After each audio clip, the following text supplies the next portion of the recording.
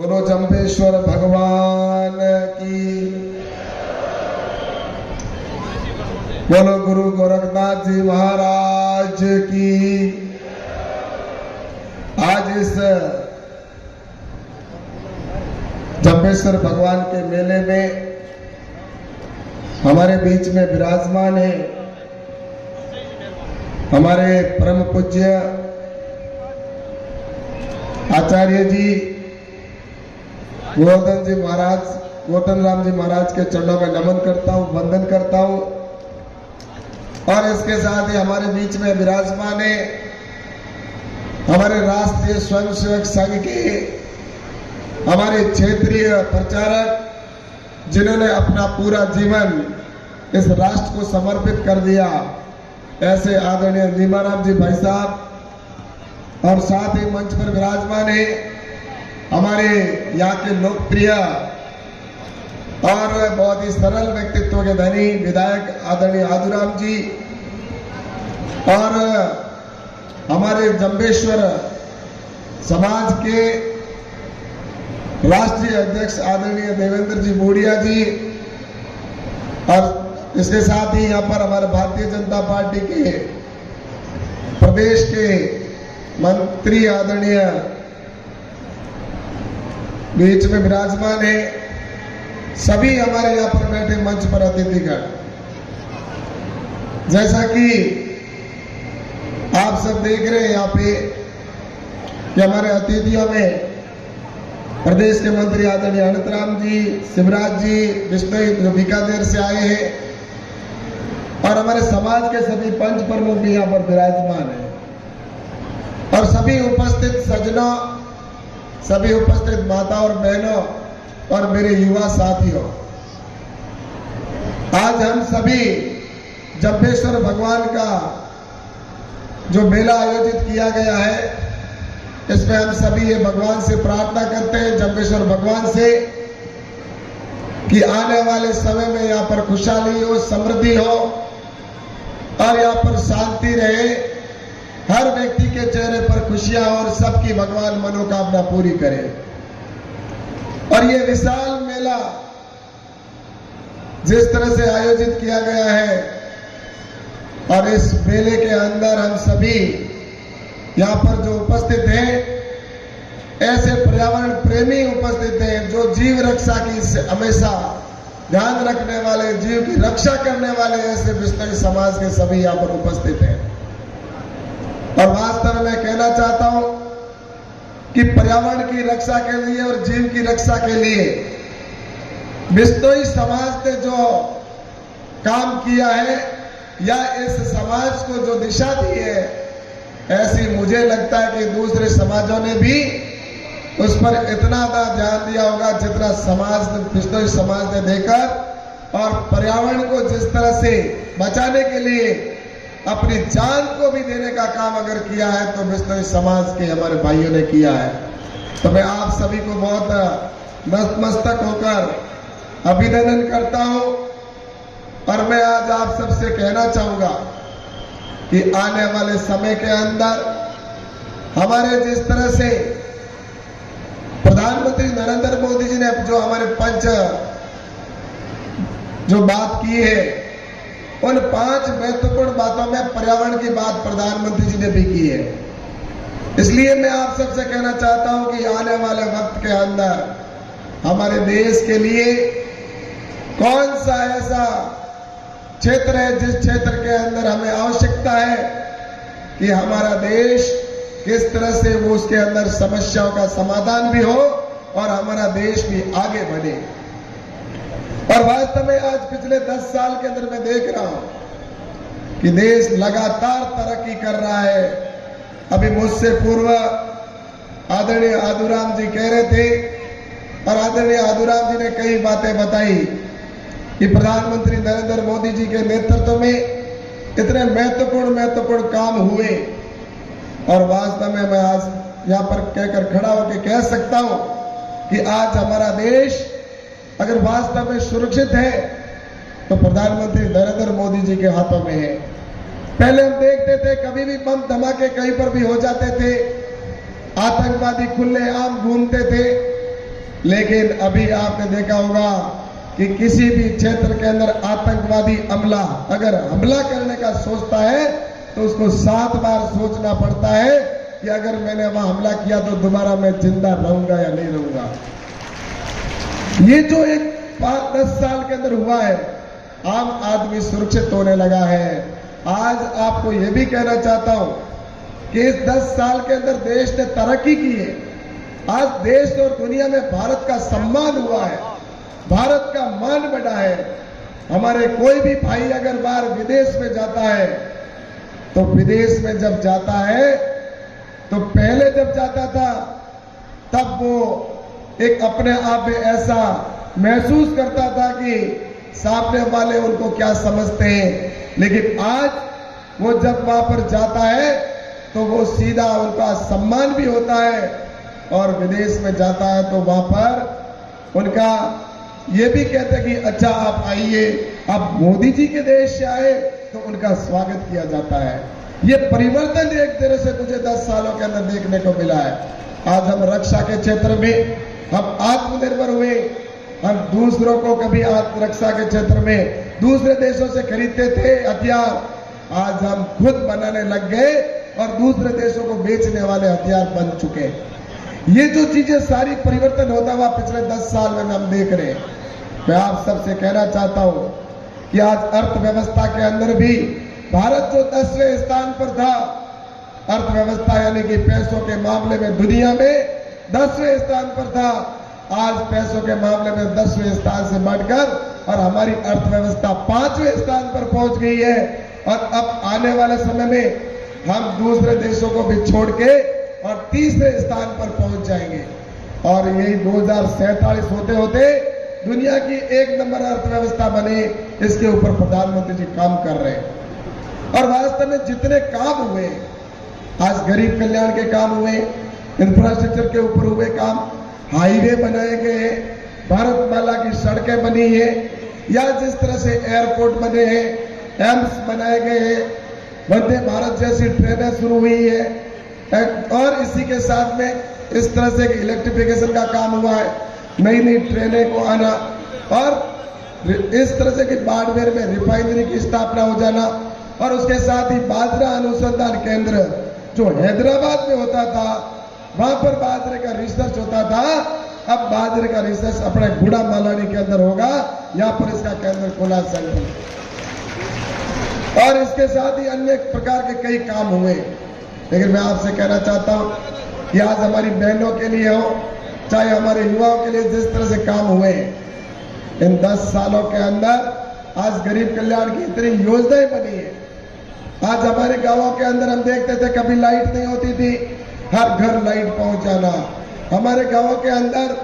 जिस तरह से अन्य प्रकार की समस्याएं, गैस का कनेक्शन नहीं होता था, गांव में गैस का कनेक्शन पहुंचा, शौचालय नहीं होता था तो शौचालय पहुंचे। इस प्रकार से कि हर जगह पर किस प्रकार से सुविधा है वो ये हमारे प्रधानमंत्री नरेंद्र मोदी जी ने की है। और आज मैं आपसे कहना चाहता हूं कि ये सब किस लिए हुआ, ये इसलिए किया गया कि प्रधानमंत्री नरेंद्र मोदी जी ने बचपन में सारे ये संकट देखे थे कि देश को कैसे आगे बढ़ाए और गरीब की समस्या क्या है वो प्रधानमंत्री नरेंद्र मोदी जी जानते थे, क्योंकि उन्होंने बचपन में स्वयं ने गरीबी देखी थी। और आज प्रधानमंत्री नरेंद्र मोदी ने उस समस्या का समाधान किया। और मैं आप सबसे कहना चाहता हूं कि अभी आप सबके आशीर्वाद से मुझे जब पिछली बार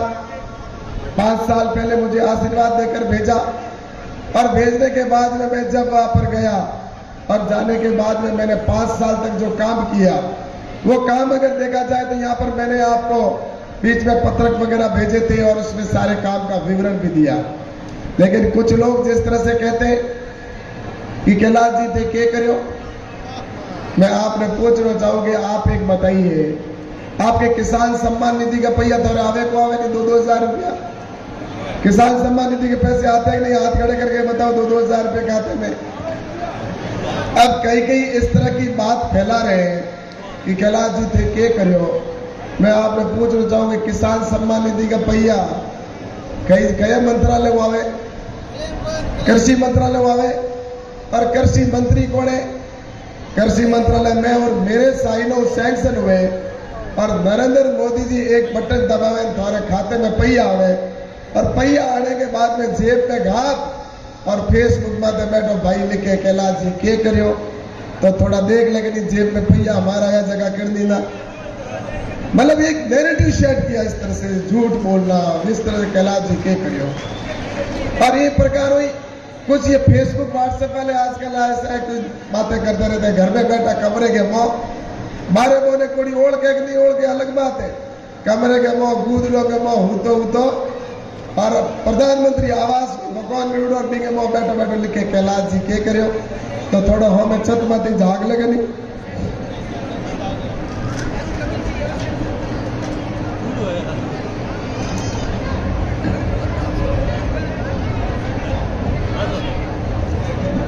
और उसी तरह से उन्होंने कहा भाई छत के तरफ थोड़ा देख ले भगवान प्रधानमंत्री आवास बनो कि नहीं बनो। अब बियो भाई के करे आराम करे ही दाले आ रहे के वो बैठो भाइयों पहला है धुएं के वो रोटियां बनाती लकड़ी माते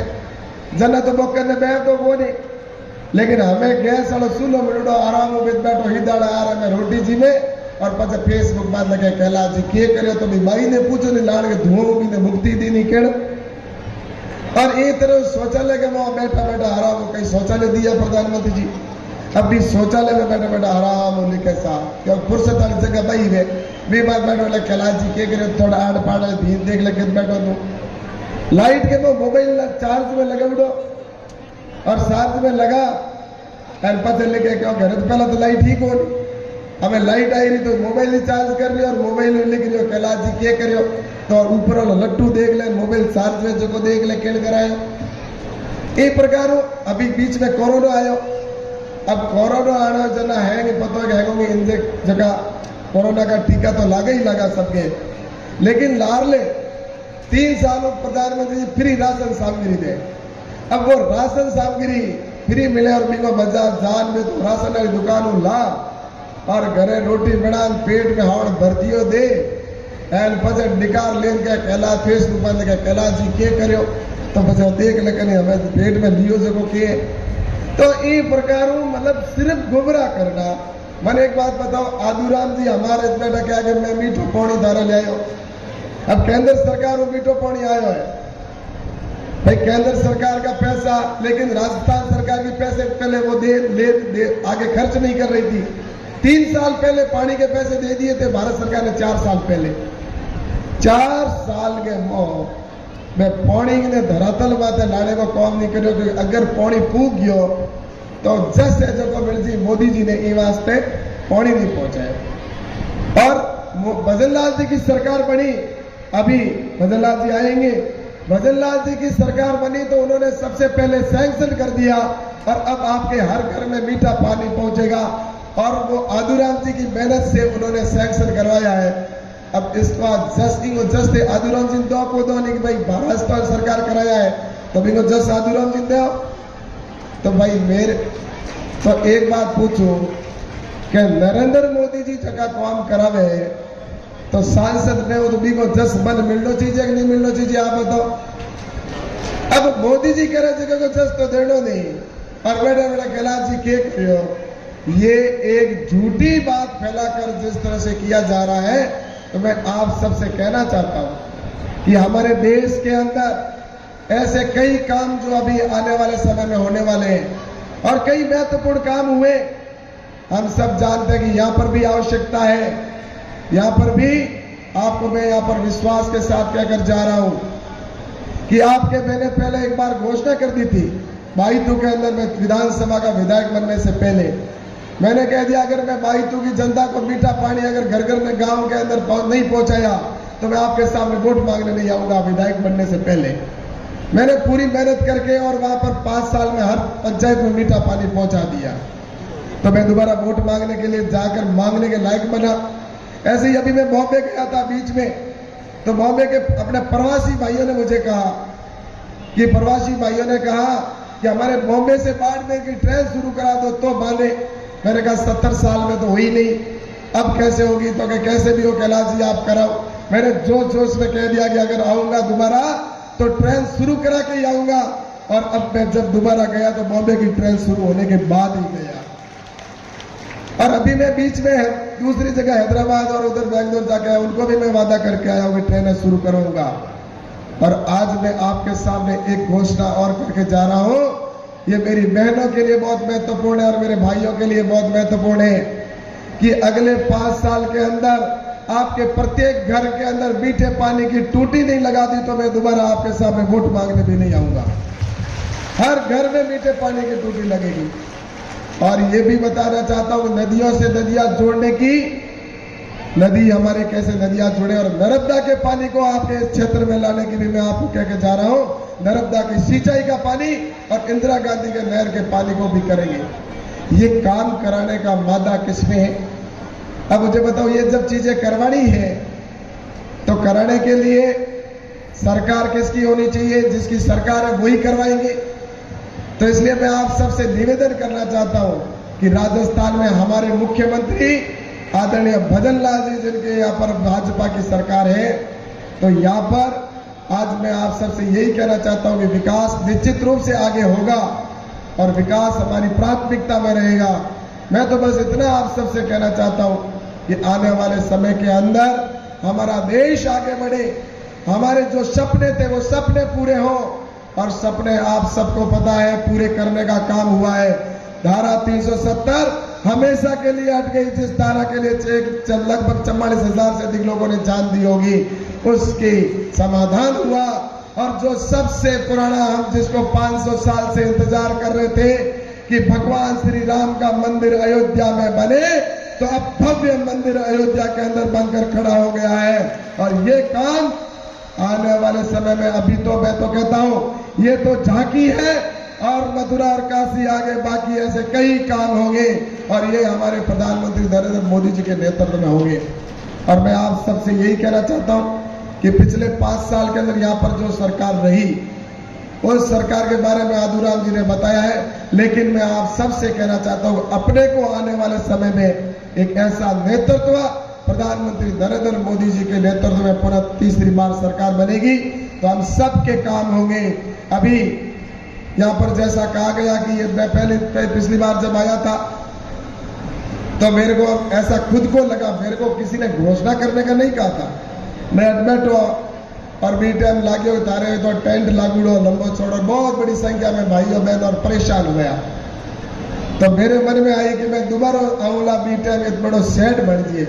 तो मैं खुद ही खड़े होकर कहो कि मेरे बढ़िया एक सेट की अगली बार आऊं जब सेट बड़ा ना उला। तो आज तारे बहुत बढ़िया सेट बन जो आ रहा हूं, मेरी दाई बहनों और हमारा भाई बुजुर्ग बैठा है। तो मैं आपने बहुत बहुत बधाई देना चाहूँ कि ये बढ़िया शानदार आपका बन गया। आगे भी आपका आशीर्वाद बना रहे, यही आशीर्वाद मांगने के लिए आप सबके बीच में आया हूँ। आपको पुनः मैं आप सबको, क्योंकि ये हालांकि मेला है और इस मेले के अंदर मैं निश्चित रूप से आप सबके दर्शन करने का भी सौभाग्य मिल गया और आप सभी के दर्शन करने के बाद में आप सभी मुझे आशीर्वाद देने के लिए आप दिया है, इसके लिए भी आप सबको बहुत बहुत धन्यवाद देता हूँ। एक बार सभी जोर से बोलेंगे, बोलो भारत माता की, भारत माता की, बोलो जंपेश्वर भगवान की। धन्यवाद।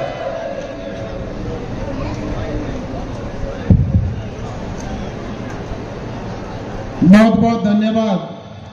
माननीय कैलाश जी। आपने पिछले 5 वर्ष के दौरान करवाए गए अपने कार्य और उसका प्रत्यक्ष प्रमाण है आपके